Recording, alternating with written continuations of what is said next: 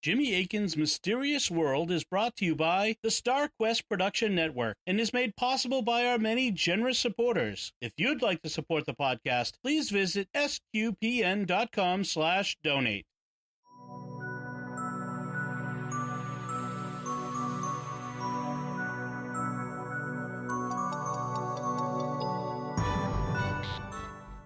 You're listening to episode 10 of Jimmy Akin's Mysterious World, where we look at mysteries both supernatural and natural, anything that's strange, odd, and makes you wonder, the claims and counterclaims from the perspectives of both faith and reason. In this episode, we're talking about the Fermi Paradox. I'm Dom Bettinelli, and joining me today is Jimmy Akin. Hi, Jimmy. Howdy, Dom. Remember, folks, if we can, I want to take this moment to remind you to like Jimmy Akin's Mysterious World on Facebook. We have a Facebook page, so if you can like us there and like the episodes as they come out, that helps a lot. Gets it so that other people will see it. Also, retweet us on Twitter. Leave us comments on Facebook and on Twitter and on our website, wherever. Subscribe in iTunes, Google Play, Stitcher, TuneIn, your favorite podcast app, or YouTube. And when you do subscribe on YouTube, hit the bell to get notifications when the new podcast episodes come out. And please share the podcast with your friends to help us grow our community of listeners and to reach more people. This is why we do it. We're trying to get out there with a lot of very interesting content to connect with folks. And we think that this is a very interesting show and that more people would like to hear it. So you can help us by spreading the news. So today's topic is the Fermi Paradox. So the Fermi Paradox, what is the Fermi Paradox and who created it, Jimmy? Well, it was proposed by a guy, and where we're going with this is where are all the aliens if they exist? That's okay. The essence of the paradox.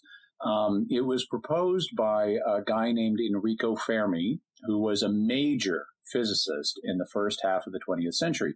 He was a native Italian, and he was one of the best physicists in the world.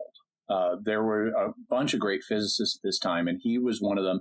Because he was Italian, other physicists nicknamed him the Pope.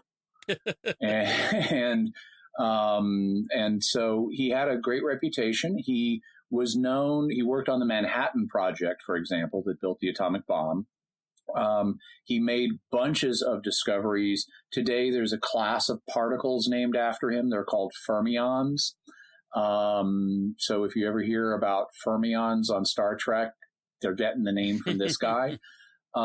He was known for, my memory is, he was known for doing amazing things with kind of back of the napkin calculations. Like he would ask his students on the spot, without going and doing any research, calculate or estimate the number of protons in the universe. Just knowing what you know, and there would be ways to do this, and so he was known with kind of getting right to the core of an issue in a very practical way that you might not expect. And so one day he was in a discussion, I think it was at lunch, with some of his colleagues, and they were talking about the existence of intelligent extraterrestrial life. And Enrico Fermi went straight to the heart of the question and said, "Where is everybody?" And his implication was, if intelligent life is real and it's as common as people are saying, we should have evidence of it. We should have one way or another hard evidence that it exists, because based on a quickie estimation, the universe has been around for billions of years. And it would only take millions of years for an intelligent extraterrestrial species to colonize the galaxy. Once you create self-replicating probes, you send a probe to to one star system, it spikes off several probes to other star systems. It's an exponentially increasing effect, or if not logarithmically increasing effect. And so it would only take a few million years to be everywhere in the galaxy. So if intelligent technological life exists and has had the room to exist for millions of years, why don't we see aliens all over the place? And so that's the essence of the Fermi paradox. Okay. So with the Fermi paradox, that's the claim. If intelligent aliens are real, we should have evidence of them, but we don't. And so the claim is, and what Fermi was claiming was, they're not real. Is that correct? Well, I don't know that he would go as far as claiming they're not real, but at least that's the question he raised. And many people would take the paradox and make exactly that claim. Okay. Since we don't have evidence and we should, they're not real. And so therefore the counterclaim is that intelligent aliens are real, and we either do have evidence of them, or there are reasons we haven't yet found the evidence that are good reasons. Okay. We could refer people to our Area 51 episode for part of the answer to this, but we'll get to that. So what do we know here about the intelligent alien life? What is it we're working with here? Well, we know that we don't yet have clear, universally agreed upon evidence of intelligent life off Earth. There are people who say, well, this is evidence, but it's not universally agreed upon. So it hasn't gotten up to a standard where it's so compelling that a consensus is formed around it. A lot of people believe in intelligent life, but most people would say, well, we don't have conclusive proof of it at this point. We just have probabilities. Sort of like the Earth is round. There are still people who believe the Earth is flat. Famously, a few people recently in the news. But we have universally agreed upon evidence that the Earth is a round sphere that we're all living on the outside of. Yeah, in terms of moral unanimity, we have proof that Earth is a sphere, and really darn good evidence of that. But that won't stop us necessarily from doing a flat Earth episode in the future. That would be fun. But we don't have morally unanimous evidence or morally unanimous consensus that we have evidence for intelligent extraterrestrial life that we have come across. So tell me a little more about this theory that if given the timescales involved, an intelligent civilization somewhere in the universe could colonize the galaxy, say, within a few million years. Could you elucidate on that for me? Yeah. So another scientist named von Neumann proposed what's now called a von Neumann probe. And basically, it's a self-replicating probe. The idea is you'd build one, actually, you'd build a bunch of them. You'd send them to nearby star systems. They would then mine the materials they need to make copies of themselves in those star systems. They'd build copies. Number one, they'd survey what's in the system and send you back that information. And then they would make copies of themselves and send those on further to other nearby solar systems. And so if it took, let's say you powered them so that they could go 10% the speed of light. Well, for us, the nearest star, Proxima Centauri, is just over 4 light years away. So it would take about 40 years or a little more to get there.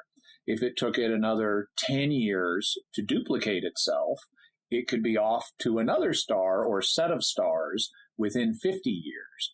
And then you'd have another couple of generations of these things by 100 years out. And so if you imagine that happening on this, if you go to just two new star systems with each generation of these probes, the first one starting with one probe would become 2 probes, would become 4 probes, would become 8 probes, 16, 32, 64, 128, 256, 512, 1024, 2048, and so on. And they would quickly mount up. That if it was 50 years per generation of these things, the sequence I ran through would happen in just a few hundred years and would keep doubling every time, getting bigger and bigger. And pretty soon you would have visited all of the stars in the galaxy. And so you'd have a map of everything, assuming that progression kept happening. And it really would only take a few million years at most to survey the entire galaxy and make contact with every star system, including the ones with intelligent life you could then have your probe say hello to. And if there are multiple intelligent civilizations out there all doing this together, the time scale decreases before you would encounter one of them, because Exactly. and we have to kind of keep an open mind about what it means for intelligent alien life to be like. They could be creatures that live for 1,000 years, where 100-year generation is nothing compared to what it is more like a decade for us, that sort of thing.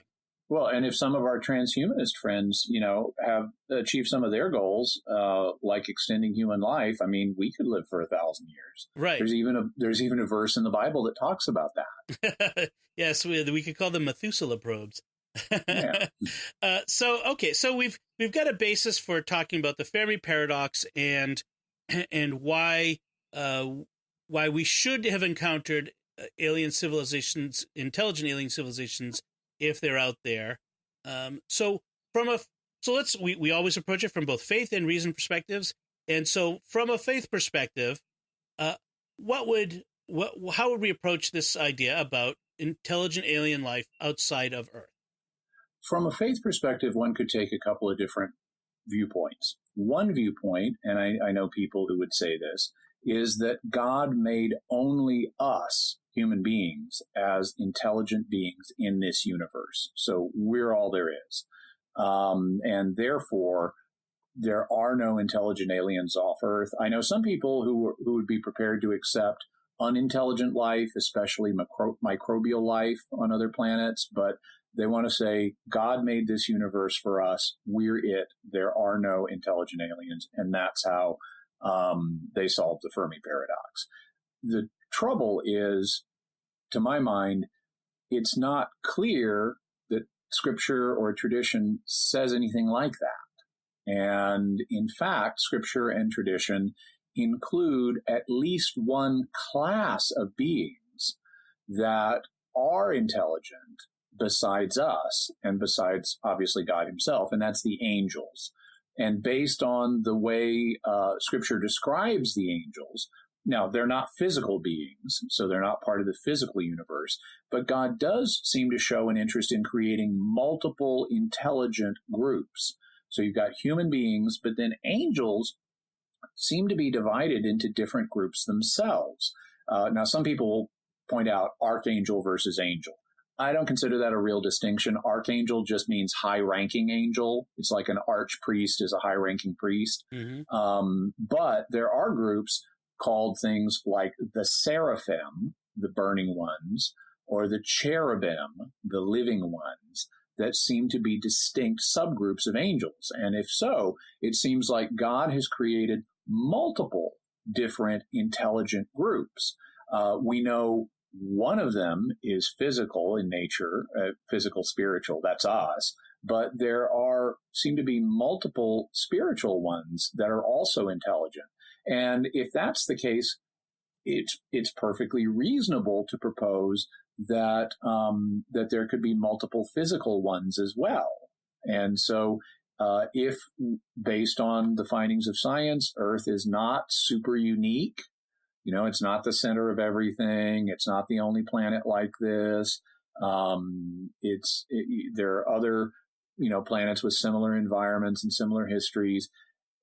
It's to be expected that you would likely have intelligent life somewhere out there besides us. So you could take either of those faith perspectives. I tend to incline towards the latter one. It's a tiny tangent, so I don't want to go off on this too much. But the question is, could there be a physical, intelligent physical, but not spiritual life? It's potentially. And that's something we might actually want to get off into in an additional episode. Basically, so you can have, hypothetically, you could have a system that is like a computer that could mimic human level intelligence, that could pass the Turing test, which has been proposed for, if a computer can trick people into thinking it's a human based on communications with it, then it's achieved a certain level of proficiency that corresponds to our intelligence.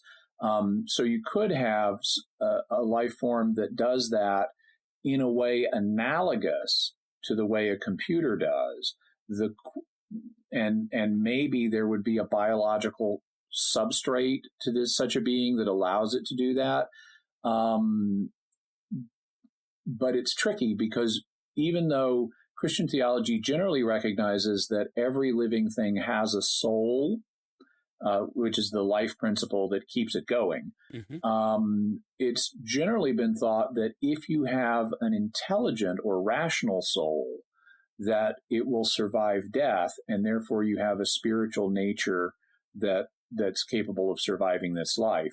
What would be possible, hypothetically, and this has actually been proposed by some people, is that we're living in a post-biological universe, meaning that alien races tend to go the transhumanist route or transalienist route, where as they develop technology, they modify themselves and eventually are replaced by mechanical life forms that are based on them. And these mechanical life forms actually could potentially be intelligent, but yet lack any life principle, lack any soul, because they're artificial. So if transhumanism or transalienism in this case is common, we could actually have beings out there that are not technically alive and therefore are purely physical, but that do ape human level intelligence or even exceed it. Transformers, essentially. if you say so. That's a little after my time. So okay, so we do need to come back to this because that's a very interesting discussion that I would love to have. But let's stick to the basics here. So that's the faith perspective. What does the reason perspective tell us about the possibility of intelligent alien life? Well, there are a bunch of solutions. In fact, in the show notes, we're going to have a reference to a book that covers 75 different solutions to the Fermi paradox, some of which are not entirely serious, but they are things that have been claimed. Basically, these fall into three classes of solutions. Type 1 solutions say that intelligent life is too rare for us to hear from it. Type 2 solutions say intelligent life exists, but there are good reasons we haven't yet heard from it. And type 3 solutions say intelligent life exists and we have heard from it. So those are the three basic classes, and I think it would be good if we spend a little time talking about each. Okay, so let's talk about the type 1. Intelligent life is too rare for us to hear from it. Yeah. Mm-hmm. So is that sort of like, if they're in the same galaxy, sure, but what if they're on the other side of the universe? Yeah, exactly. If something is intelligent, but it's way, way, way far away, billions of light years away, then we wouldn't have any effective way of contacting it. Because even if you can colonize your own galaxy in a few million years, going billions of light years to galaxies far, far away is something we may not have had anybody have time for to stumble across our galaxy yet. So if there's, let's say, on average, one intelligent civilization per galaxy, we wouldn't necessarily expect that we would have heard from another such civilization. They would not have had time, it is claimed, to be able to contact us. Okay. And so the other parts of that is that it's just too darn hard to get life going, intelligent life going. Yeah. So, and there are several kind of stages to that. Some people would say, so the threshold question is, how hard is it for life to start? And that's a question we don't know the answer to yet. A lot of people, including people like in the intelligent design and creationist community, will point out or claim or argue that getting living matter out of non-living compounds is really hard, and this is a phenomenon known as abiogenesis, or the creation of life from non-life.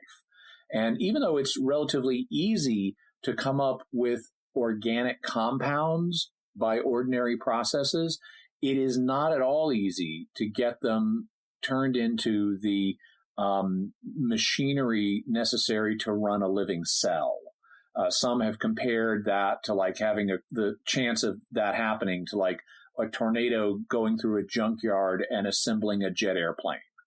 It's just there's just too much randomness involved for that to happen. And so some people would say life abiogenesis is going to be an extremely rare event, and maybe we're the only place in the universe it has happened, or if not, it's going to be very uncommon, and there's not going to be anybody nearby that's like that.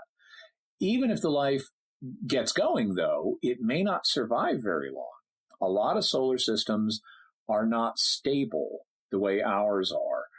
In particular, we have our big buddy Jupiter here in this solar system, which is a great asteroid comet shield.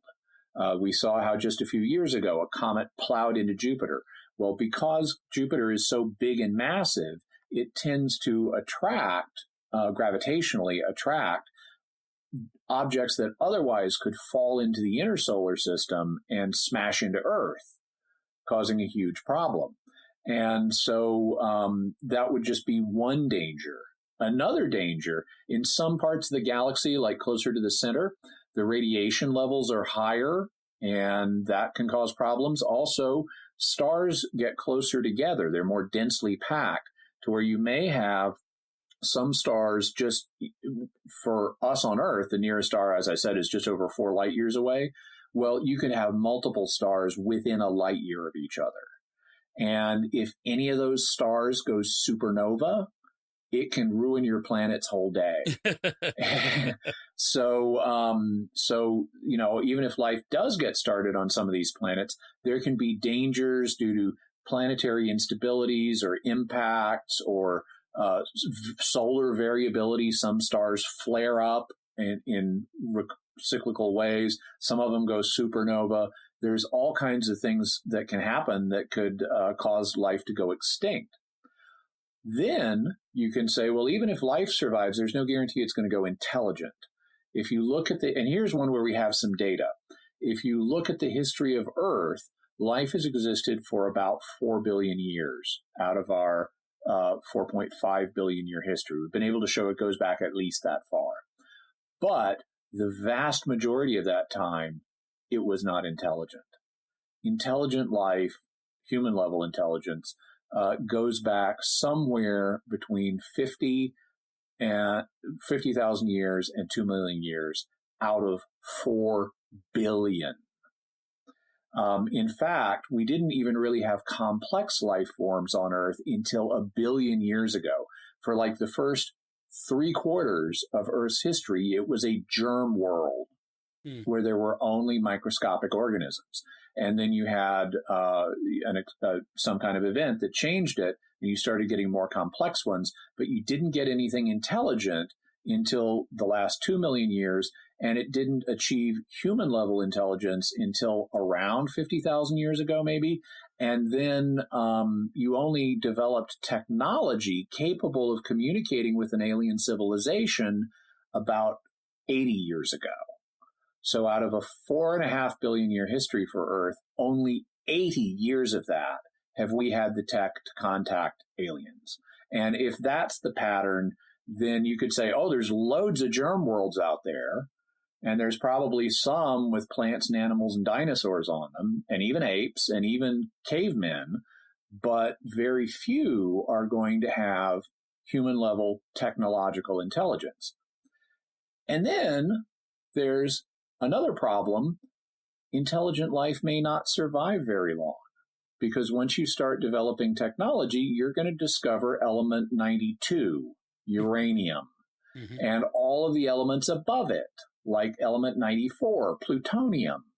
And given that intelligence, so one thing about intelligence is it seems to be driven by conflict, because you need to outsmart whatever you're fighting. So, for example, lions are more intelligent than zebras. And generally, carnivores are more intelligent than their prey animals because they got to outsmart them. And it seems that human intelligence has in part been driven by conflict between humans. That as we've warred as a species, that's it's killed off the stupider members and a lot of the species and forced up the average intelligence.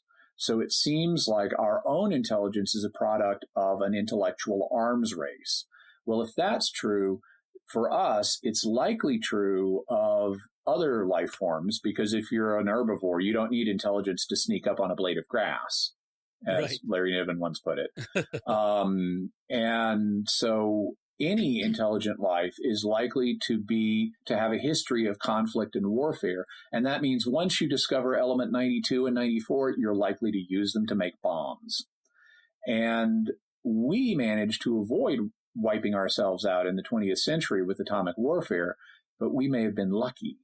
Not Right. every species may have had peace prevail the way we did so far. We're going to have an episode coming up where we're going to talk about how we almost weren't so lucky. Oh, yeah. Then there are other possibilities of things that can happen that could cause intelligent life to wipe itself out. If it's not nuclear, it could be biological. You could invent a plague that affects a little few more people than you meant it to, and it could ruin your civilization.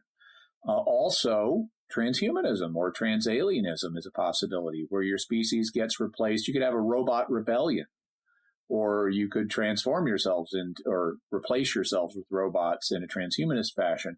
There are all kinds of things that intelligent life could do that would destroy itself. And so some have proposed that any one of these things, whether it's getting life started, getting intelligent life to develop, or getting intelligent life to survive long enough to make contact, are all bottlenecks that could eliminate lots of potential species from going the route that would need to happen for us to hear from them.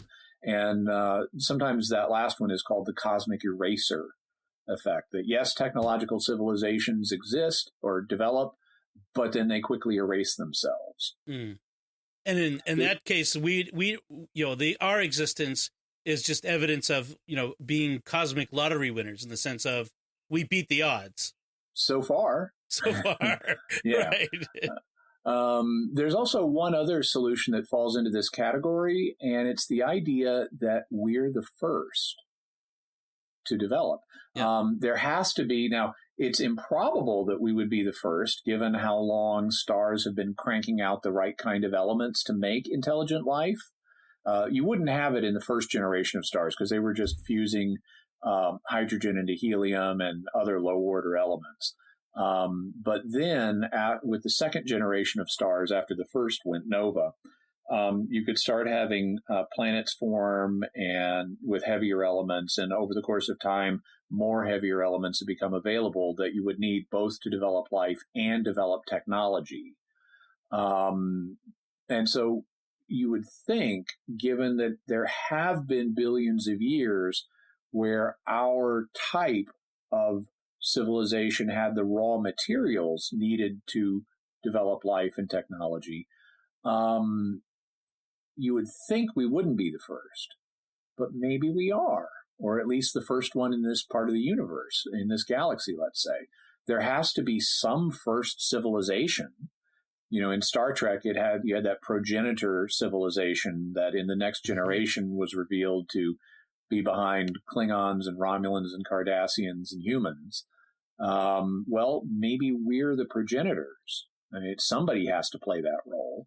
And so that's another solution that would say intelligent life can and maybe does exist elsewhere, but we're the first to achieve the level of technology needed to communicate over interstellar distances. Okay, so that's type 1. That's the intelligent life is too rare for us to hear from it from other places. What is type 2? What are the type 2 solutions to this problem? So basically, they all say that intelligent life exists, and there are good reasons we haven't heard from it yet. One solution I like here, although I don't think it's fully satisfactory, is, so at this point, the way we would communicate is by radio telescope.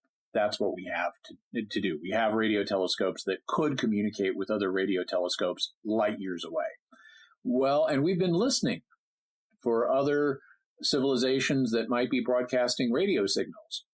But maybe everybody's listening and nobody's talking.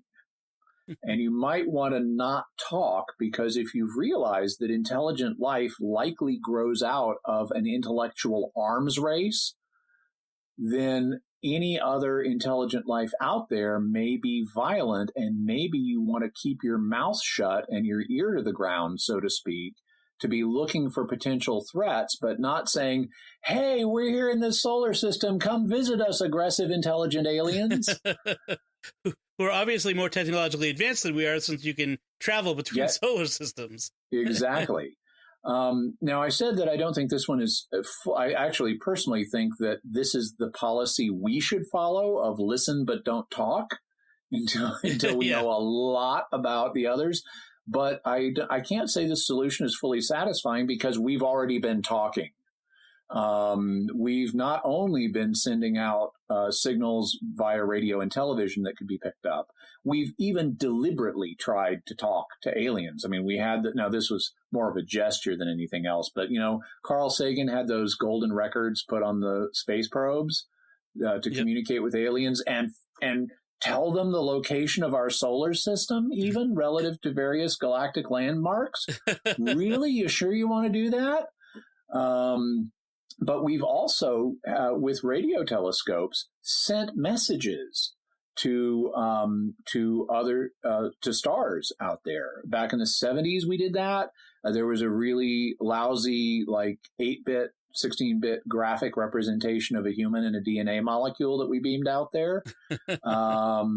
And more recently, they took a number of megabytes worth of Twitter tweets and beamed them out. So that's just basically saying, stay away. Yeah. So we actually have communicated. And so the idea that everybody's listening and nobody's talking is implausible based on our own history, although it could be true that most people are listening and deliberately not talking most of the time. Okay. So another go ahead. I was just going to say, so then what's the next option or solution? Well, another is that that we're not listening in the right way, because we're tending to listen at certain frequencies of the electromagnetic spectrum that are convenient for us to communicate on, and we're looking for communications that are recognizable given the kind of data patterning that we use, which is, you establish a signal, you modulate the signal to communicate information over it, and then you listen to it with a radio device. Well, okay, that worked for the days of radio and broadcast television, but now, but there are other possibilities, especially if you take solar privacy secretly, to coin a term, then you might want to encode things so that they look like background noise, because that's also possible. And so it could be that aliens, out of privacy reasons or other reasons, are communicating with each other over radio frequencies, maybe even the same ones we're using. They're just doing it in a way that's not obvious to us because of the way the information is scattered out among different frequencies, and you don't see the whole picture unless you know where to look. So that's a possibility. Another possibility is that a civilization may only use media that we can detect for a very short period of time. Back in the early part of the 20th century and then in the mid 20th century, we were blasting out radio and television waves like crazy. Now, most people have cable. Mm-hmm. And we're not doing general broadcasts anymore in the same way.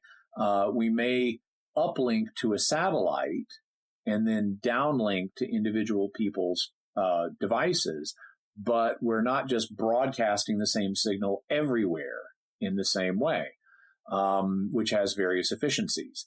If you're in space and you want to really communicate large amounts of data over a long distance, you might want to use lasers to do it rather than radio waves, because laser beams are tightly focused, they're coherent light, And so they tend to stay together in the same, in a tight package, relatively speaking. They do spread out over time. But if it's easier to broadcast information through a laser over a long distance because it's just a narrow beam, relatively speaking, rather than filling the whole sky with it, that's going to be much more energy consumptive. There might even be a case where they are using principles of physics that we're not yet aware of to communicate absolutely. Along dark matter strings, say, or something equally seems crazy to us now or nonsensical. But for them, they've discovered that millennia ago, and that's how they use, and we can't detect it. Exactly. It could be gravitational waves or something like that. So there's lots of possibilities. And if scientists are right about dark energy and dark matter, there's lots of undiscovered physics that we haven't found yet. So all of those are possibilities. Civilizations may develop out of the radio TV stage too quickly for us to make contact with them that way. It could also be that their intellects are just so different from ours that we can't understand or recognize their communications. It's just too weird for us. Then there's a final one that fits into this category, or a final one that we're going to talk about today. There are others among the 75 I mentioned, which is that we're under quarantine. It could be like in The Day the Earth Stood Still, that other civilizations nearby that could communicate with us have decided those humans are too barbaric for us right now. We're going to leave them alone. And only they haven't sent Michael Rennie to tell us about this yet. Or similarly, they could have a prime directive. Just like we don't want to intrude ourselves on the various tribal groups that remain uncontacted, what few there are in the world today, because we don't want to just destroy their culture accidentally. They could have the same thing with us. They could say, okay, until a culture reaches a certain level of development, we don't want to contaminate it. We want to let it on its own, and maybe covertly help them out, but not just barge in and overwhelm their culture, because we've seen what happens here on Earth, even when a more technologically advanced culture starts making contact with a less technologically advanced culture, it tends to overwhelm it and have all kinds of unintended side effects. So there may be a prime directive that's out there in the galaxy that's keeping us from having contact.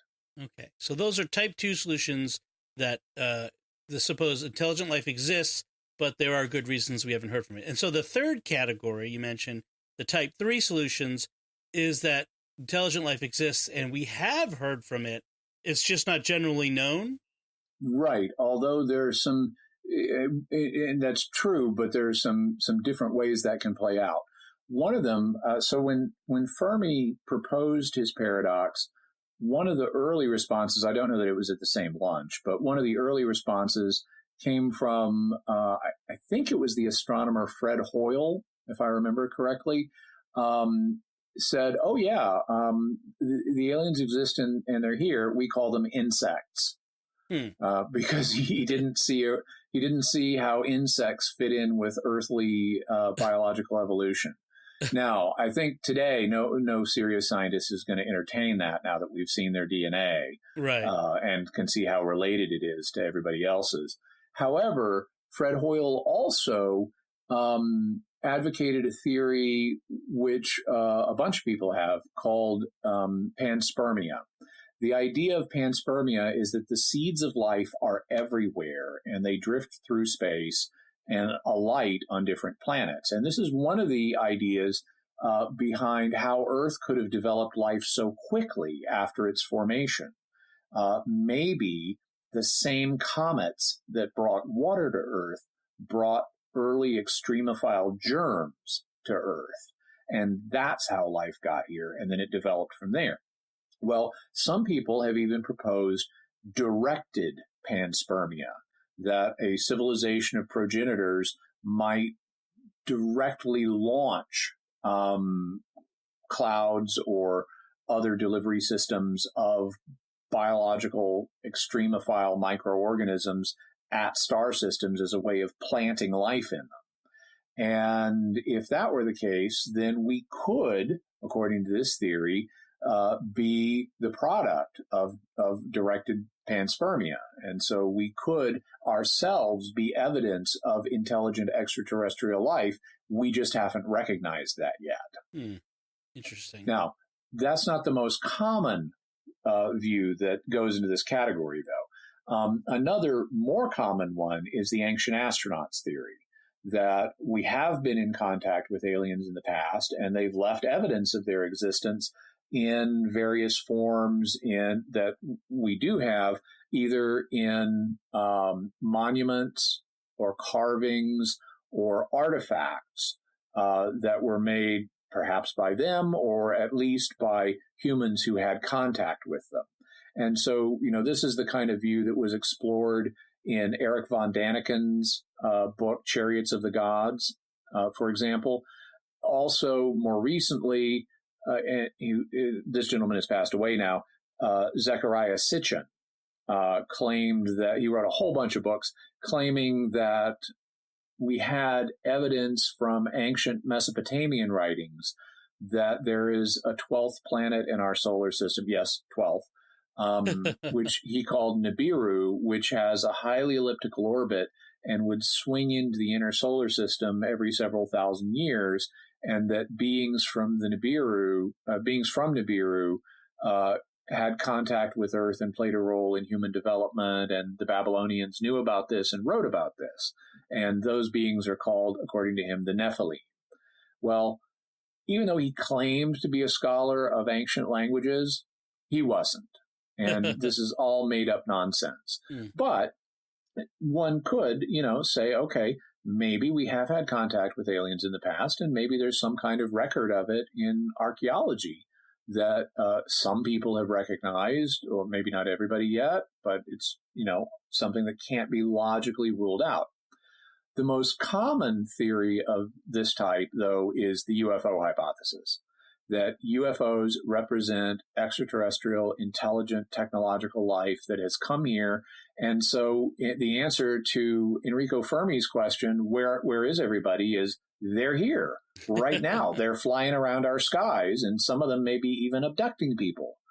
And for either as part of a survey or some more sinister project, which we can talk about in future episodes.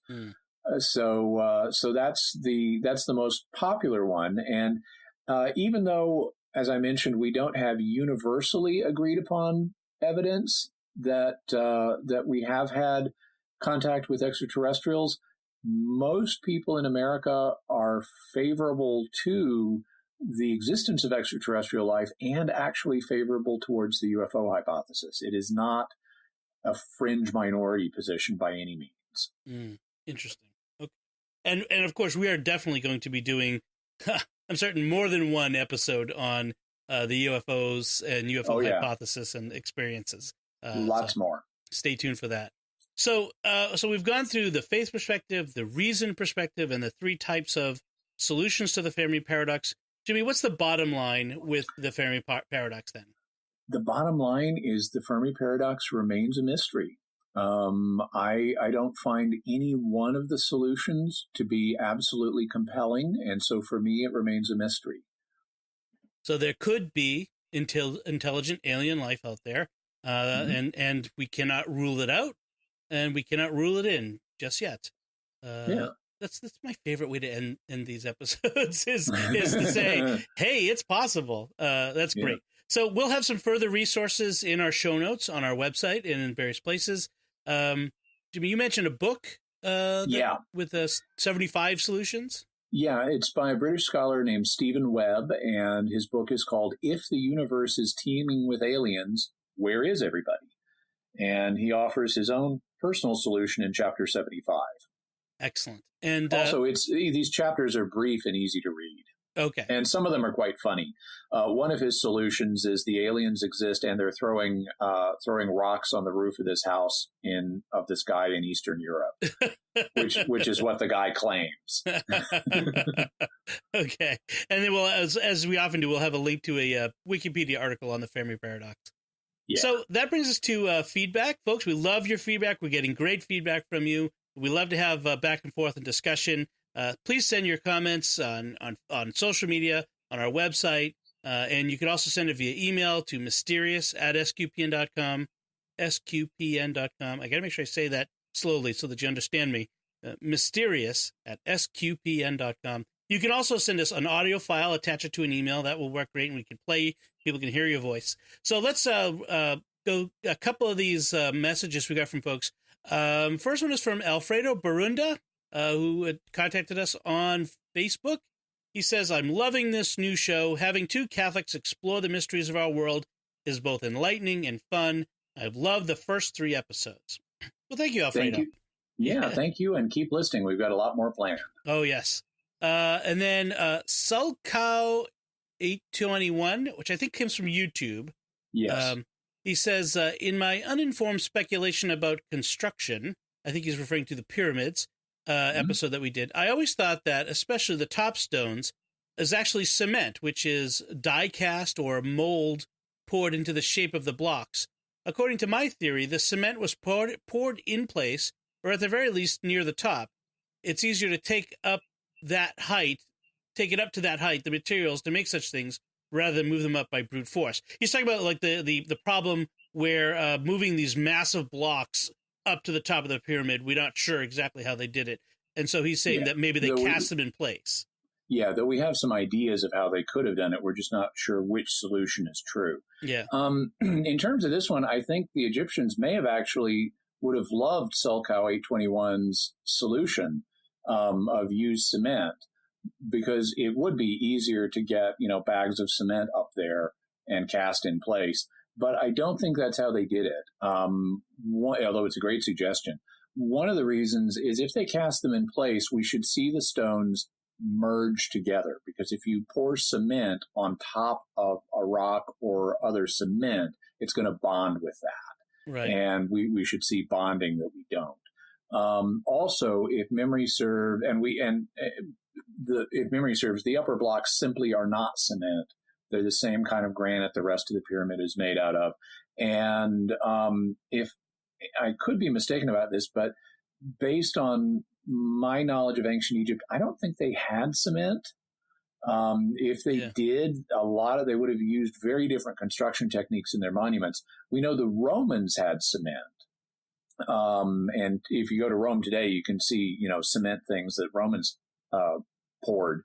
But I don't think the Egyptians had cement at this point. Yeah, in fact, I'm not even sure that you have the raw materials for cement. Yeah, I don't know if they had enough lime, for example, because Right. you need like limestone or something like that in addition to sand. We may want to do an episode in the future on Roman cement construction, or some Roman, like the Pantheon, which is the largest unsupported cement structure in the world. It's still standing 2,000 years later. It's awesome. I've been there. Yeah, it's really amazing. Cool. I love how you go in and it's got this circular opening to the sky right at the top that casts this shaft of light that moves around the Pantheon as the sun moves in the sky. It's amazing. It's amazing. Then our last bit of feedback for this show is from Marendre, which I'm not sure where we got this from. Maybe it might also be on YouTube. It says, hi, Jimmy. Thanks for your interesting segment on Watergate. One tiny observation, though. I don't believe that Gerald Ford was ever a senator. I believe he was the minority leader in Congress before he was appointed vice president. Keep up the great recordings, they say.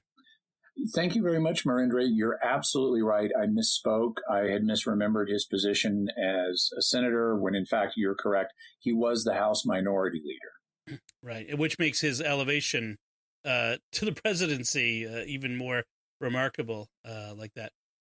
Okay, so that's our feedback for this week, and we'll move into mystery headlines.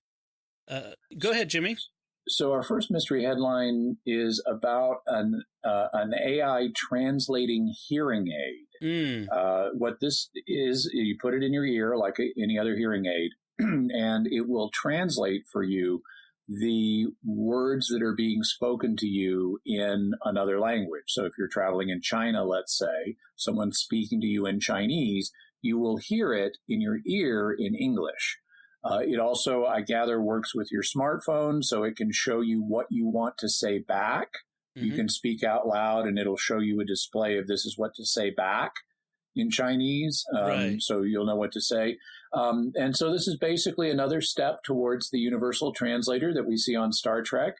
And in fact, if you watch the Little Green Men episode of Deep Space Nine, where Quark and Ram and Nog travel back to 1947 Roswell, you'll even see them adjusting the universal translators in their ears for 20th century English. And so this is getting close to that. Yeah, I've read the article myself, and the earpiece is as small as a regular Bluetooth, but because they offload most of the processing to the smartphone, which is pretty amazing. I mean, these smartphones are amazing. Yeah. And then we have another headline as well. Yeah. Recently, scientists announced that they found water in the atmosphere of Jupiter. It looks like there are water clouds there, which, of course, raises the possibility of life. And they talk about that as well, which would then confirm an old episode of the Bob Newhart show from the 1970s, where Bob and his wife are watching a news broadcast that announces that there's life discovered on Jupiter, and then their neighbor Howard Borden turns off the TV before they can hear any more about it. And when they bring it up later, he says, "Oh yeah, it was just some mold they discovered." It's like, even mold in the atmosphere of Jupiter would be a huge discovery I would want to know about. That would be, yes. So, folks, that's it from us for this time. We again want to remind you to like, comment, subscribe, get notifications, and share the mysterious world with folks. Help us to spread the news about this podcast. But also we want to hear from you. What did you think? What do you think of what we had to say about the Fermi paradox, about the various solutions, about the faith perspective? We really want to hear from you, so let us know by going to sqpn.com or to the SQPN Facebook page or the new Jimmy Akin's Mysterious World Facebook page. If you search for that on Facebook, you'll find it. Leave us some feedback or send us an email to mysterious@sqpn.com. You can find links to our resources on the Fermi Paradox on our show notes on sqpn.com, as well as links to our personal social media and our websites. And then until next time, Jimmy Akin, thank you for exploring with us our mysterious world. Thank you, Dom. And once again, I'm Dom Bettinelli. Thank you for listening to Jimmy Akin's Mysterious World.